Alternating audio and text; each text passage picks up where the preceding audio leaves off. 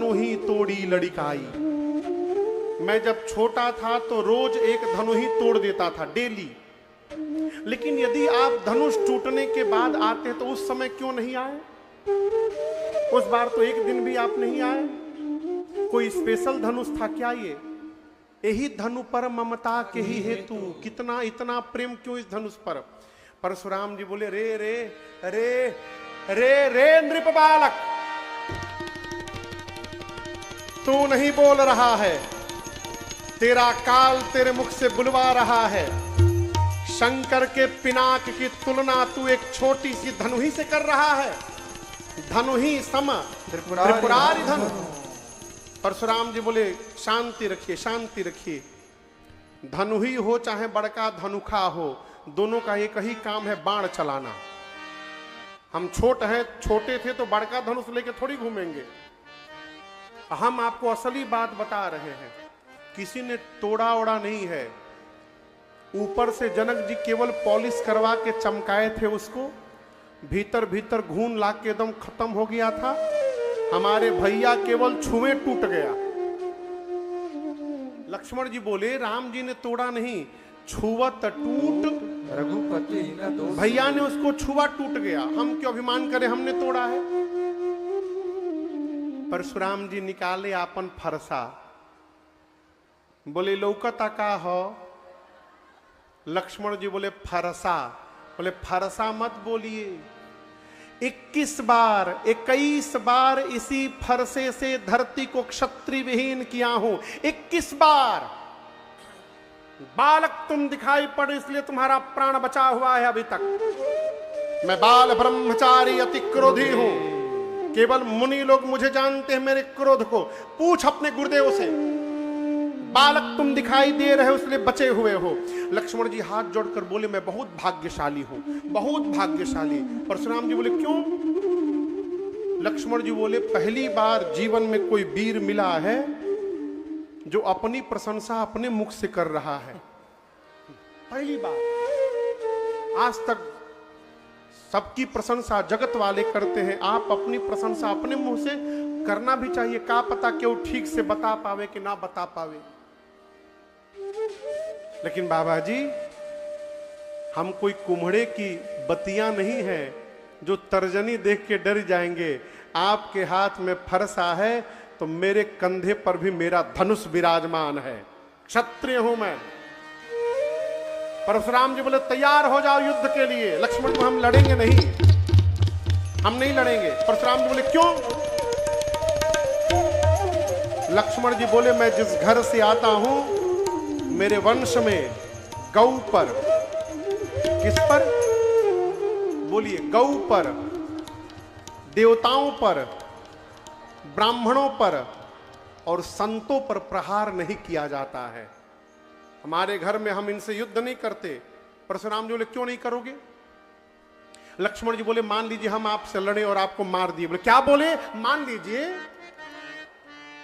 मानने में क्या लाता? मान लीजिए यदि हम आपको मार दिए तो आप ब्राह्मण हैं, ब्रह्म हत्या का पाप लग जाएगा।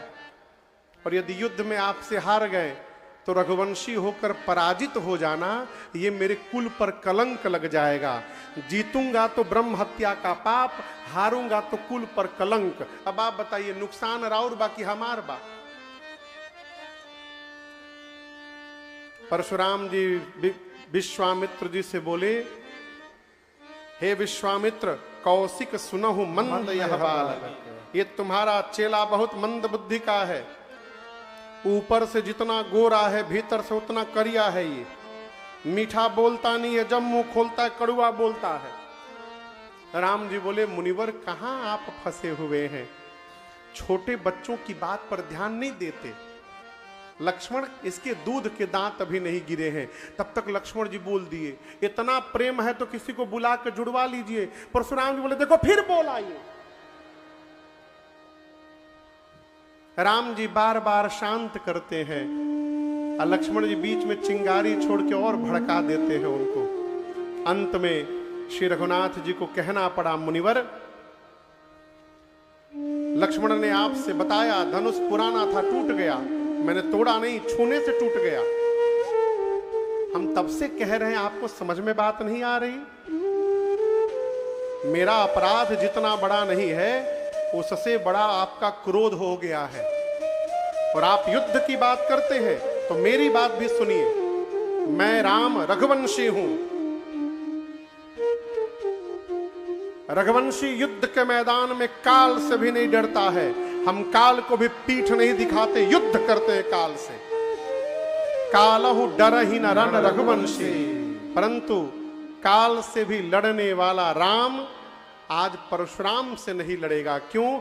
आप ब्राह्मण हैं, और जो ब्राह्मण में श्रद्धा बना के रखता है वो पूरे संसार में निर्भय होके रहता है। इसलिए मैं लड़ूंगा नहीं आपसे। जब श्री परशुराम जी के सामने राम जी ने ये बात कही ना, परशुराम जी की मति चकरा गई। ब्राह्मणों में इतनी निष्ठा तो केवल भगवान कर सकते हैं। अब दर्शन करिए, एक के बाद का आवत है, और दो के बाद, सतयुग के बाद क्या आना था? द्वापर, लेकिन आ गया था त्रेता, 3। परशुराम जी को पता नहीं है कि राम जी भगवान है, पूर्ण ब्रह्म है। डाउट हो गया, पता कैसे चलेगा कि राम जी भगवान है? तो परशुराम जी के कंधे पर भगवान श्री हरि का धनुष है, जिस धनुष का नाम है अजगौ। क्या नाम है? अजगौ। धनुष देख ले बानी सभे? हाँ, सोज होला की टेढ़? अच्छा, तब देखे हैं। धनुष की जो डोरी है प्रत्यंचा, वो एक किनारे बधी रहती है और उसके बाद धनुष में लिपटी रहती है, हमेशा नहीं चढ़ी रहती है। जब लड़ाई का समय आता है तो धनुष का जो स्वामी होता है उस धनुष को झुका करके अपने हिसाब से उसकी डोरी चढ़ाता है। परशुराम जी सोचे मेरे पास भगवान श्री हरि का धनुष है, और भगवान के धनुष पर भगवान को छोड़कर दूसरा कोई डोरी चढ़ाने वाला नहीं है। यदि राम भगवान होंगे तो इस अजगौ की प्रत्यंचा चढ़ा देंगे, और जैसे चढ़ाएंगे मुझे विश्वास हो जाएगा राम भगवान है। तो कहा राम, ये रमापति का धनुष लीजिए। राम रमापति कर धन लेहु, खैचहु मिटै मोर संदेहु।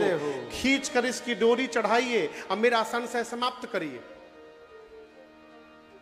यहां गीता प्रेस जी की रामचरितमानस में लिखा है, देत चाप। चाप मने, चाप मने कठिन हिंदी बोल देनी का हम। चाप मने चापल ना कि परशुराम जी चाप के दिए। चाप कहते हैं धनुष को। धनुष का नाम है क्या? चाप। देत चाप आप, यहां लिखा है देत चाप आप ही चली गयो।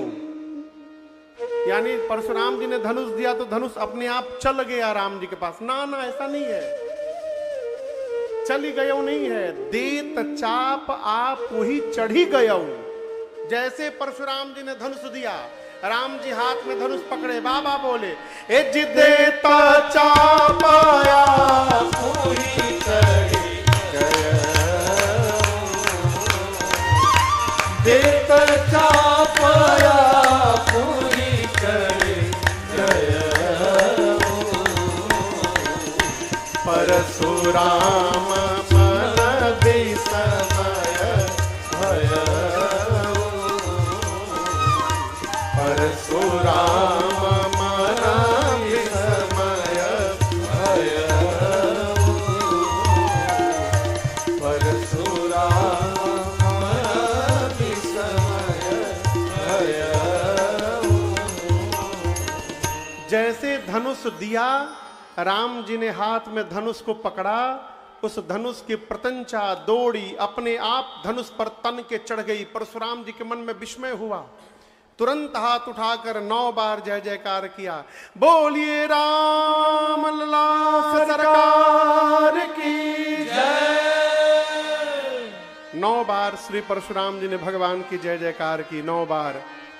और उसके बाद कहते, प्रभु अज्ञानता के कारण मैंने आप दोनों भाइयों को अनुचित बहुत कहूँ ज्ञाता, क्षमहूँ क्षमा मंदिर दो भ्राता। क्षमा याचना मांग करके श्री परशुराम जी फिर से महेंद्र पर्वत पर चले गए। उनके जाने के बाद सब चैन की सांस लिए। अब विश्वामित्र जी ने कहा कि जनक जी महाराज, धनुष टूटने के साथ विवाह तो हो गया, अब आप एक काम करिए, अपने घर के श्रेष्ठ जनों को बिठाइए, ब्राह्मणों को बिठाइए, अपने गुरु जी को बिठाइए और सबसे पूछ करके मंत्रणा करके निर्णय लीजिए कि अब क्या किया जाए आगे। ये बड़ी बड़ी छोटी बात लेकिन बड़ी गंभीर बात। विश्वामित्र जी ने ये नहीं बोला कि आप ये करिए, क्या कहा? अपने घर के श्रेष्ठ जनों से बोझ विप्र कुल वृद्ध गुर वेद विदित आचार। ब्राह्मणों को बुलाइए, घर के श्रेष्ठ जनों को बुलाइए, गुरु जी को बुलाइए और सब जो अनुमति दे उसका पालन करिए। ये प्रसंग कह रहा है किसी दूसरे के घर में जाकर अपने फूफा नहीं बनना चाहिए। किसी दूसरे के घर में गए हैं तो वहां राय नहीं देना चाहिए। क्या कहना चाहिए? अपने घर के बड़ों से पूछिए, वो जैसा कहे उसका पालन करिए। इससे क्या होगा?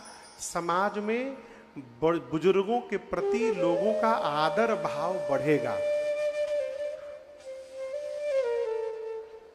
विश्वामित्र जी ने जैसा कहा जनक जी महाराज ने किया। निर्णय हुआ कि दूतों को पत्र देकर भेजा जाए अयोध्या और महाराज बारात लेकर आवे, धूमधाम से विवाह संपन्न कराया जाए। आप में से बाराती के बाद राम जी के पार्टी की ओर से, अच्छा हिन्यू वाला सब हुए में के बाद, और सीता मैया की ओर से के बाद ये सब ना चली, दोनों ओर हाथ उठा दे। लगौले बानी लकड़ी लागी त लागी।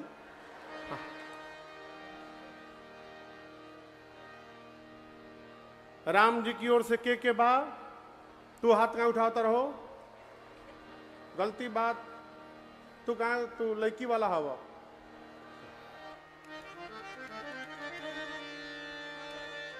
आ सीता माई की ओर से के बाद अब उठावा। हाँ, इसार लगियन हमार। एक जना कहाँ बाड़न? हाँ, तो लुकाइले रह, तू काम ना करे के पड़ो।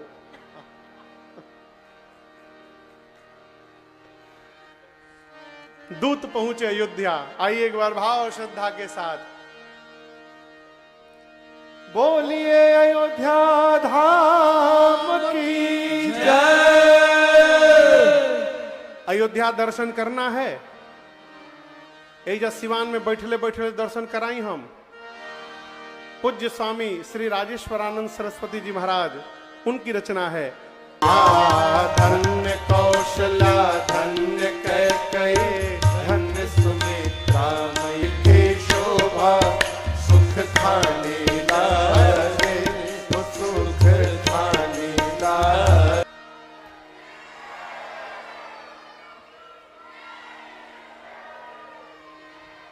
बैठिए बैठिए, पहुंच गई सब है अयोध्या, बैठिए। सीताराम जी के प्यारे रजधानी लागे, रजधानी लागे, मोहे मीठो मीठो सरयू जी को पानी लागे। दूत मिथिला के श्रीधाम अयोध्या में पहुंचे हैं। पहुंचे दूत रामपुर पावन, हर से नगर बिलो की सुहावन। सुहावनी अयोध्यापुरी का दर्शन करके दूत गदगद हो गए। श्री दशरथ जी महाराज के दरबार के द्वार पर पहुंचे, जाकर सूचना भिजवाई, हम मिथिला से आए हैं। आपको बताऊं एक बात,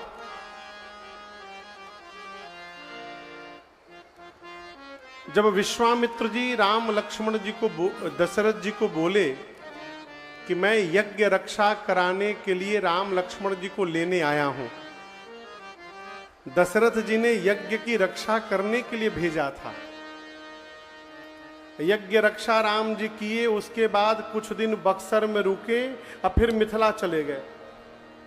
जब राम जी लौट कर नहीं आए तो श्री चक्रवर्ती जी ने बक्सर भेज करके पता लगवाया था कि बाबू लोग आई लोग का है ना, कहां रह गए। तो पता चला कि विश्वामित्र जी राम लक्ष्मण जी को लेकर मिथिला चले गए हैं। और जैसे द्वार पर आज दूतों ने आकर कहा कि हम मिथिला के दूत हैं, महाराज ये समझ गए कि ये दूत अवश्य मेरे बच्चों के बारे में कोई संदेशा लेकर के आए होंगे। महाराज ने तुरंत दूतों को बुलवाया। दूत श्री चक्रवर्ती जी के दरबार में पहुंचे और जाकर करी प्रणाम। दूतों ने प्रणाम किया दशरथ जी को। तीन पाती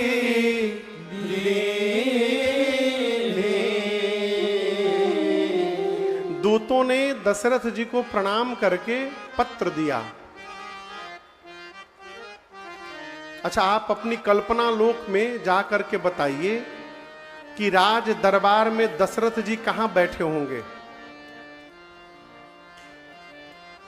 हाँ, सिंहासन पर। सिंहासन नीचे होगा कि ऊपर? ऊपर। दशरथ जी सबसे ऊपर सिंहासन पर बैठे होंगे। दूत कहां खड़े हैं? सामने नीचे। दूतों ने प्रणाम करके कहा कि हम अपने महाराज का पत्र लाए हैं आपके नाम से।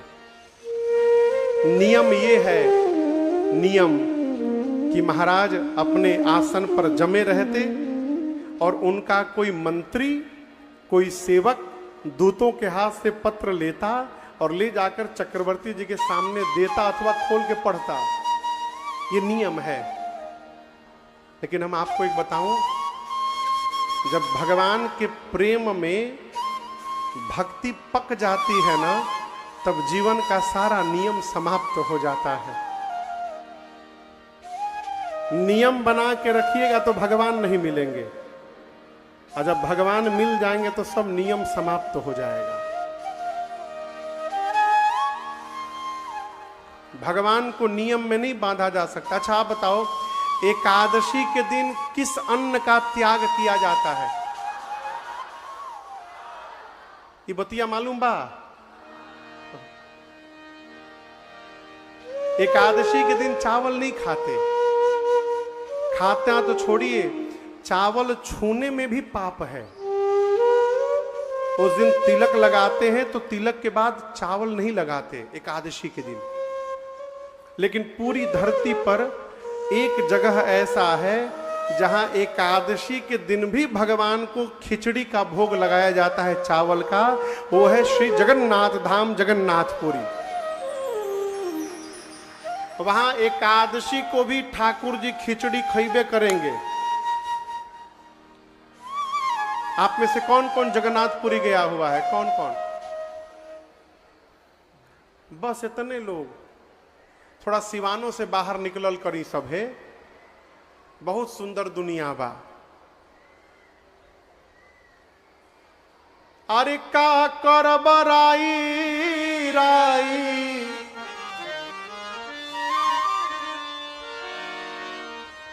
का करब राई राई, अरे पाई पाई जोड़ी के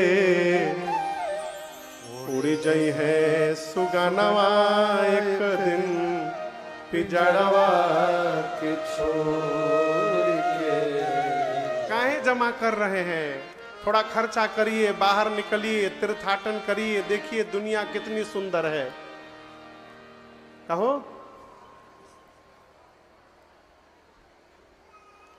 समय निकाल के थोड़ा निकला करिए। हम लोग तो घूमते ही रहते हैं।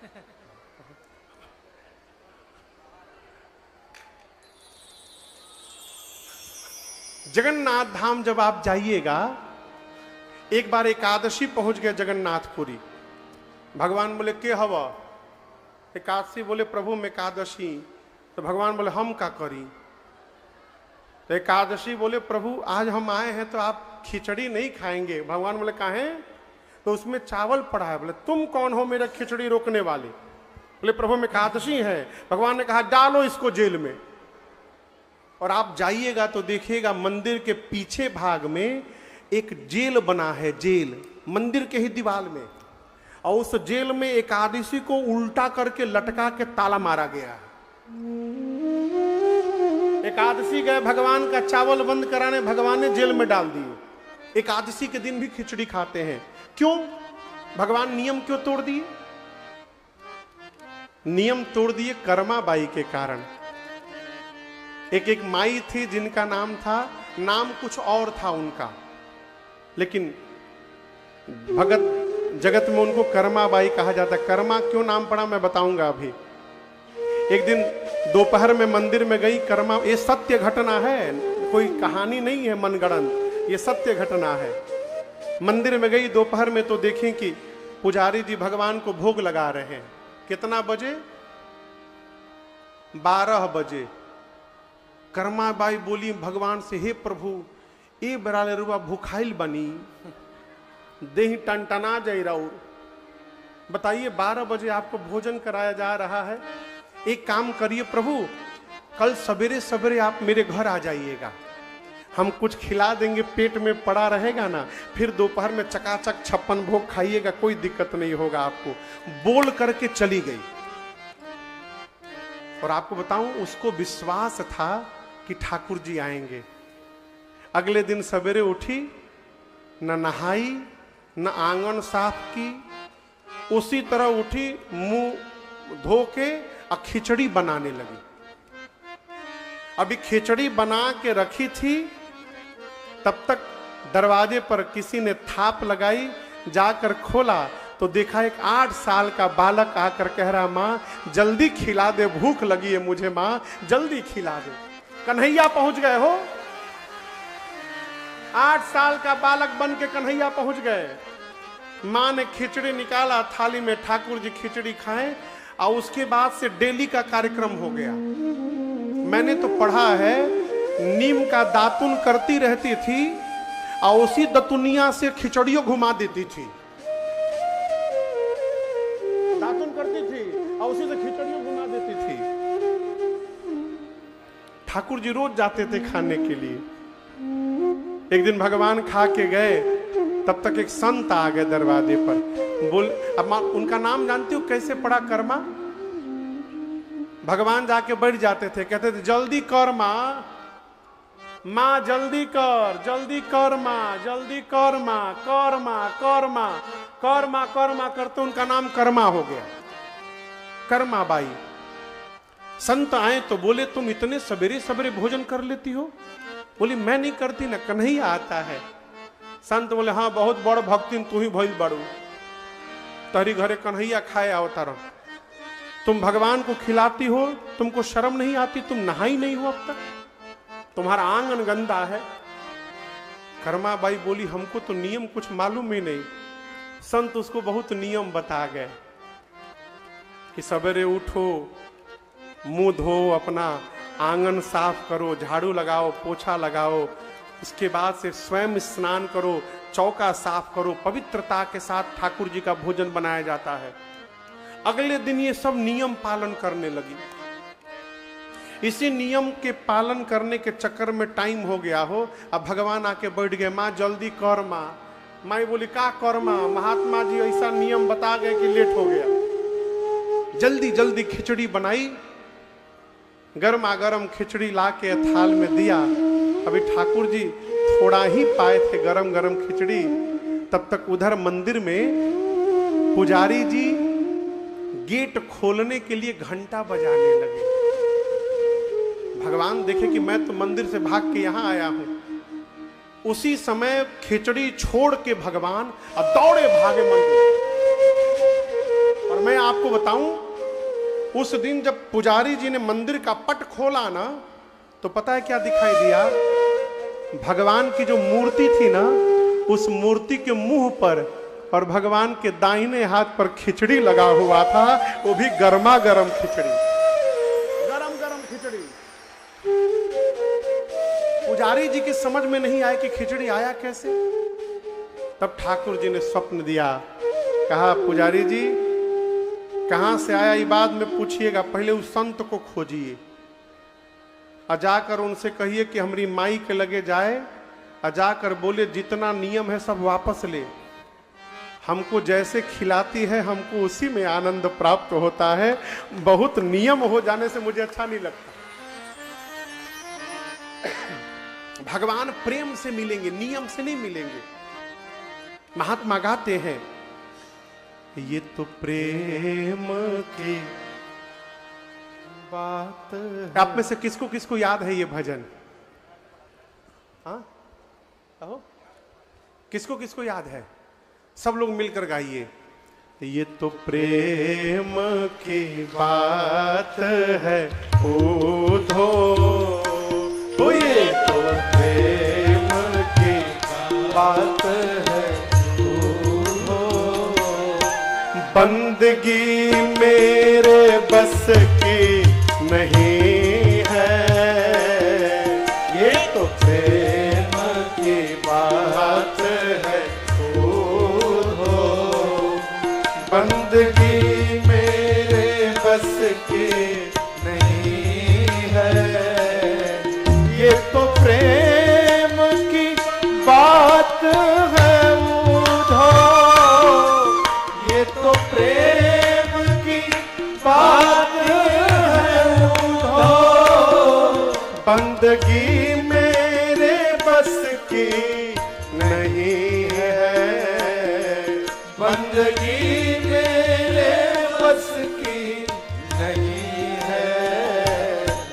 सिर देकर होते हैं सौदे, सिर देकर होते हैं सौदे, आशिकी इतनी सस्ती नहीं है, सिर देकर होते हैं सौदे, आशिकी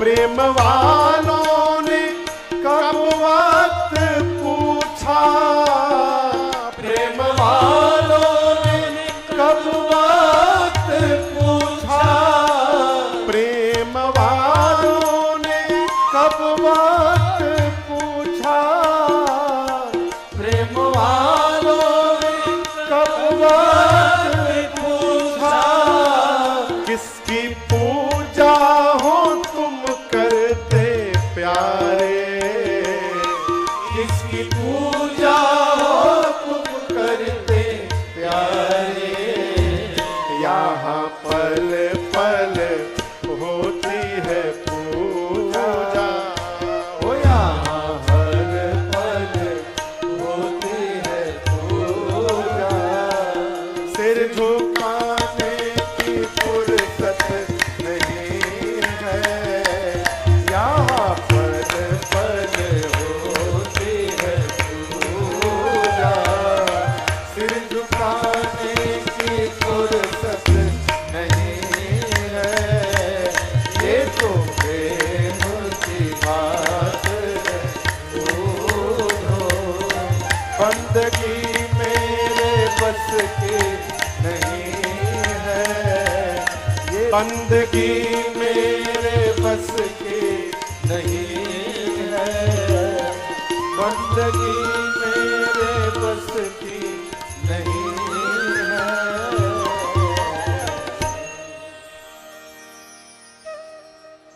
ये तो प्रेम की बात है ओ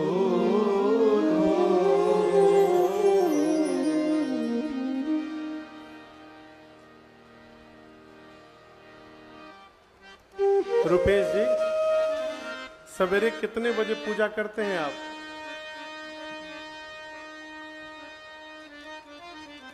नौ बजे। अच्छा, रोज? कभी कभी। अच्छा, रोज कौन पूजा करता है? बहुत बढ़िया। कितना बजे बाबूजी? 8 बजे डेली? डेली 8 बजे? एक दिन बाबूजी के घर इनके मित्र आ गए 8 बजे। बाबूजी आरती उतार रहे थे ठाकुर जी की। आरती जब उतार लिए तो इनके मित्र ने इनसे पूछा क्या कर रहे थे? बोले हम आरती उतार रहे थे, पूजा कर रहे थे। बोले 8 बजे डेली? डेली 8 बजे हम आरती उतारते हैं। फिर उन्होंने पूछा अपने मित्र से, तुम कितने बजे उतारते हो? उसने कहा मैंने कभी बजे में उतारा ही नहीं। कहे मैं पूजा करता ही नहीं हूं, मैं भगवान को प्रेम करता हूं। और प्रेम वालों ने कब वक्त पूछा, किसकी पूजा हो तुम करते प्यारे। बाबूजी पूजा करते हैं तो सवेरे 8 बजे करते हैं। शाम का पूजा बाबूजी? शाम को नहीं, अगले दिन फिर 8 बजे। हाँ, पूजा करिएगा तो टाइम देख के करिएगा। कोई प्रेम टाइम देख के करता है? 8 बज गया, 10 मिनट प्रेम कर लिया जाए, अगला प्रेम दिन में 11 बजे, शाम का प्रेम 5 बजे, रात का प्रेम 9 बजे है। यहाँ पल पल होती है पूजा, यहाँ हर पल होती है पूजा। I am very busy, I have no time. सिर झुकाने की फुर्सत नहीं है, ये तो प्रेम की बात है। प्रेम में नियम समाप्त हो जाते हैं, और जहां बहुत नियम होता है वहां से प्रेम समाप्त हो जाता है। इसलिए भगवान को प्रेम से बांधने का प्रयास करिए। श्री दशरथ जी महाराज ने सुना कि मिथिला के दूत आए हैं पत्र लेकर, आप दर्शन करिए। चक्रवर्ती जी अपने सिंहासन से स्वयं उतर के चले गए। मुदित महीप आप उठी, तुरंत महाराज उठकर पत्र लिए और वहीं खोलकर बांचने लगे। जोर से नहीं पढ़ रहे हैं, मन में पढ़ रहे हैं। लेकिन डॉक्टर साहब लोग एक दवाई देते हैं, इनो, कितना सेकंड में असर करता है? 6 सेकंड में। आज लेके हो के कैले बा 6 सेकंड में, लेकिन करता है। दवा लीजिएगा ना